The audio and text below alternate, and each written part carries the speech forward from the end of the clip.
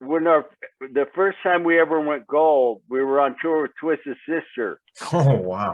and they were super cool. Yeah. They kind of shared how they felt, and again, we're kind of green, we're just, we're playing with these guys that have been there and done that, and and so that was kind of fun to hear their end of how they felt when they got their first gold and And Dee whatnot. Snider is a very vocal guy.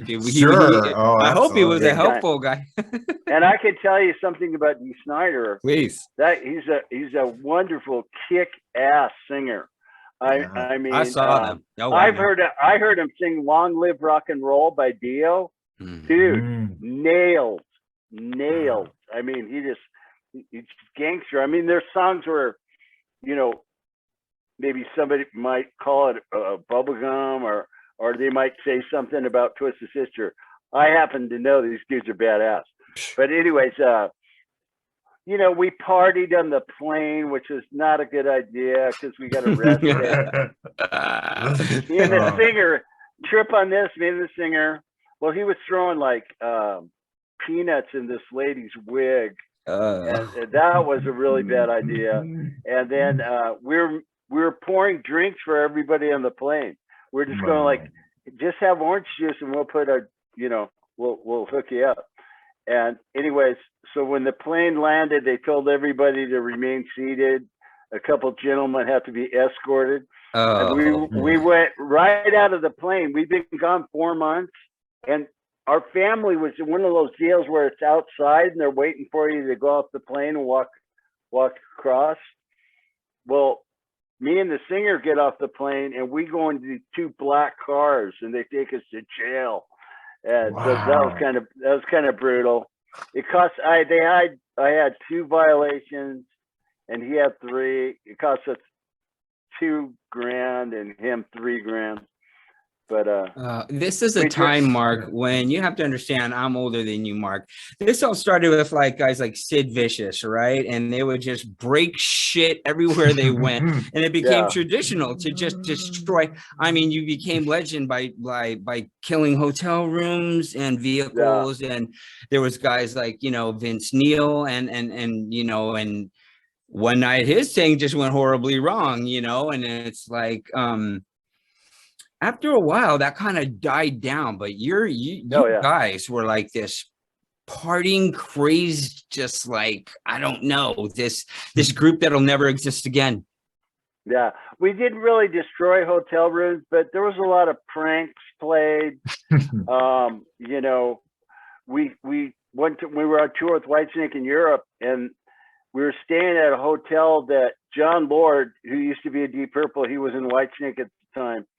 And he told us this place is haunted to the core. It was like a castle kind of hotel or something, Awesome, and our crew guy was real scared, And the rooms were trippy. They had chandeliers and stuff. It was just odd. So we hooked up fishing line to the chandelier. Nice. Another fishing line to this pack of Marlboros and stuff. And we're like moving it while this dude's in bed, just a little bit. And dude, you should have seen his face. It was amazing.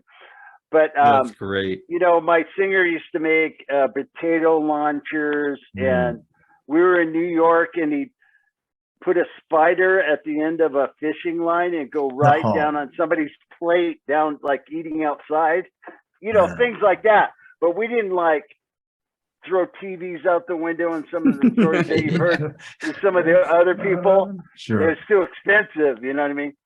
So we did other things that were kind of could be considered mayhemish. Oh my goodness. No. Mark, why don't you ask something? I'm hogging the guest. No. I was going to ask, explain to us some of your early gigs, first gigs. Explain in detail some of your favorites. Yeah.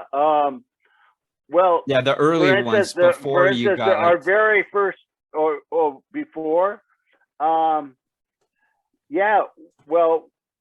back when we were kind of up and comers, backyard parties were very common.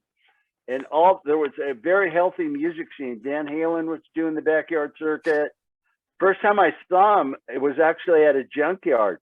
I was like 17 years old, and a friend of mine had seen this Van Halen and told me this guitar player is like just ridiculous. So I wanted to go see him. And they played 3 blocks from my house. And so we walked up there.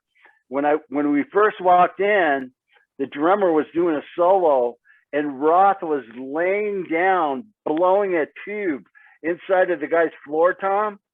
Wow. And it made the pitch go up and down. And he was doing like a wipeout solo. And I'm like, when is the guitar player going to play?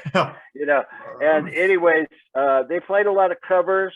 I remember, I think they did play a couple originals. But I could tell right away, this guy, there's something going on here that I haven't heard before. And it was before the tapping and, you know, the things he did later. He didn't have a whammy bar or anything.